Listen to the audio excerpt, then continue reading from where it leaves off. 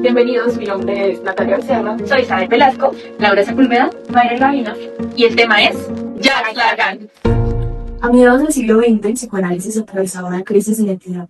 Tras la Segunda Guerra Mundial y la diáspora de analistas europeos hacia Estados Unidos, la disciplina fundada por Freud había montado en algo que él probablemente no habría reconocido, la ego psychology, orientada a fortalecer el yo y adaptar al individuo a las normas sociales. En este contexto, emerge Jacques Lacan, psiquiatra francés nacido en París en 1901.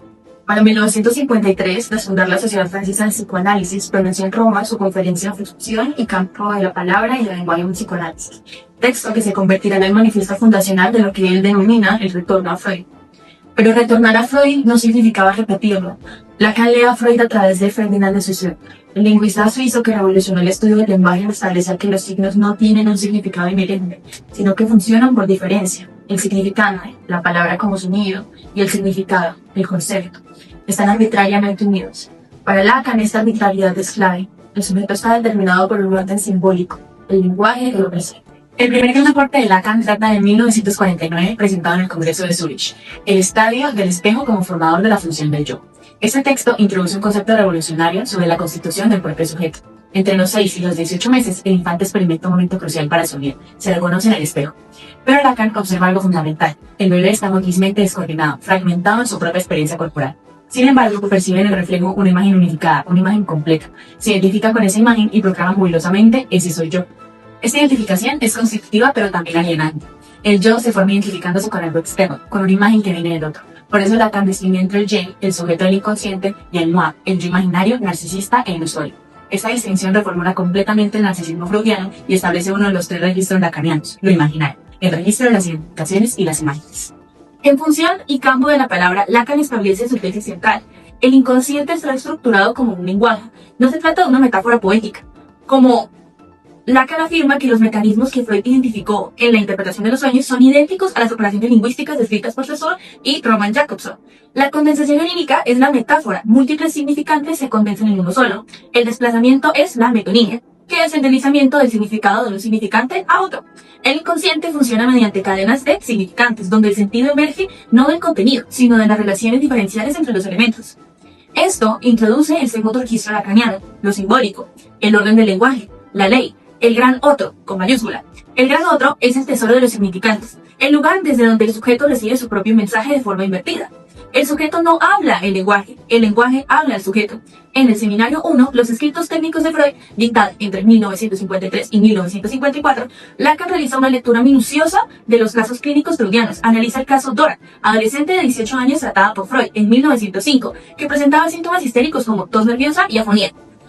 La lectura lacaniana del caso de Dora es muy fuerte, ya que Freud interpreta que Dora está enamorada del señor K, quien la acosa sexualmente. Pero Lacan señala que Freud no pudo escuchar la verdadera pregunta de Dora, que decía que preguntaba que esa mujer. Dora no deseaba al señor K, su posición muy deseante y orientaba más hacia la señora K, la amante de su padre. Dora quería saber qué tenía la mujer que la hacía fácilmente para los hombres. Freud fracasó porque se identificó con la posición masculina, con el señor K. Lacan extrae de este fracaso una enseñanza fundamental. El analista no debe responder desde su yo, desde sus identificaciones imaginarias. El analista debe ocupar su posición que permita que venga el deseo del analizante en su dimensión más radical. Esta crítica a Freud no es una traición, es precisamente el retorno a Freud. Rescata lo que Freud descubrió, pero a veces él mismo no pudo teorizar completamente por esta limitación y paradigma de su época. En 1963, la Asociación Psicoanalítica Internacional, la IPA, fundada por Freud en 1910 como institución reguladora de la formación analítica, expulsa a Lacan. Las razones eran múltiples: sus sesiones de tiempo variable, que podían durar desde 5 minutos a incontables horas cuando se supone que los estándares eran de 45 minutos establecidos. Su enseñanza era considerada excesivamente teórica y además existían tensiones políticas en el movimiento francés para ese momento. La respuesta de Lacan es fundar su propia escuela en 1964, la École Freudien de París. Ese mismo año dicta su seminario 11, los 4 conceptos fundamentales del psicoanálisis, su seminario más sistemático y más didáctico. Los 4 conceptos fundamentales son inconsciente, repetición, transferencia y pulsión. Lacan reformula cada uno de estos. El inconsciente no es un depósito de contenidos reprimidos, es estructural, es el efecto del lenguaje sobre el hablante. El inconsciente se abre y se cierra, tiene una pulsación temporal. El medio en el lapsus, el sueño, el acto fallido y luego se vuelve a cerrar. La repetición no es algo mecánico, es el retorno de lo real, que es lo que se especifica en el tercer registro lacaniano. Aquello que se resiste a la simbolización, lo imposible de decir, pero que insiste. El sujeto repite y repite porque hay algo traumático que no pudo inscribirse en lo simbólico. La La transferencia no es proyección de afectos infantiles sobre el analista, es la puesta en acto del inconsciente. La suposición de que el analista sabe algo sobre el deseo del analizante es el motor de la cura, pero también su principal obstáculo. La pulsión no es un instinto biológico. Freud quedó atrapado entre lo psíquico y lo somático. Lacan establece que la pulsión es el efecto del lenguaje sobre el cuerpo. La pulsión hace un recorrido alrededor de un vacío, alrededor del objeto A. El objeto A es uno de los aportes más originales de Lacan. No es el objeto del deseo lo que conscientemente queremos, sino la causa del deseo, aquello que pone en movimiento el deseo pero que nunca se alcanza plenamente. Es un resto, un residuo que cae de la constitución del sujeto. El deseo lacaniano no es necesidad ni demanda, la necesidad es biológica, se satisface. La demanda es pedido de amor, dirigido al otro.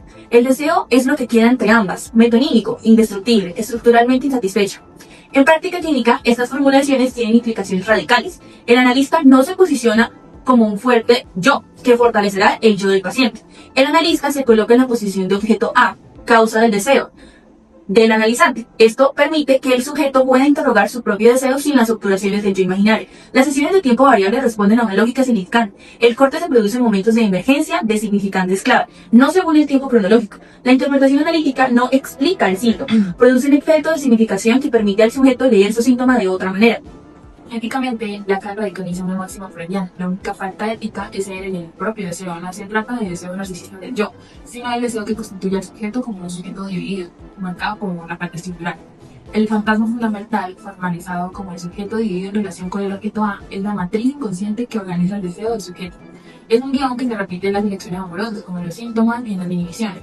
El análisis debe llevar al atravesamiento del fantasma, desidentificarse de esta posición fija de goce. El goce, que es un concepto específicamente lacaniano, no es un placer, es más allá del principio del placer freudiano, un sufrimiento del que el sujeto no puede desprenderse fácilmente. Explica la persistencia sintomática, el síntoma duele, pero también procura una satisfacción paradójica. Jacques Lacan murió en 1981, dejando una obra compleja, fragmentaria, deliberadamente difícil. Su legado no es un sistema cerrado, sino una interrogación permanente sobre la ética del psicoanálisis. Protegió a Freud de sus traductores que lo convertían en psicología adaptativa. Demostró que el inconsciente no es individual, sino transindividual. Es el efecto del lenguaje que viene del otro. Técnicamente renovó la práctica clínica, enfatizando la singularidad de cada cura sobre la estandarización institucional. Clínicamente estableció que el síntoma no es aquello a eliminar, sino aquello a descifrar. Y filosóficamente mantuvo viva la pregunta radical de Freud. ¿Qué significa ser sujeto cuando el yo es una ilusión y el inconsciente determina nuestras acciones?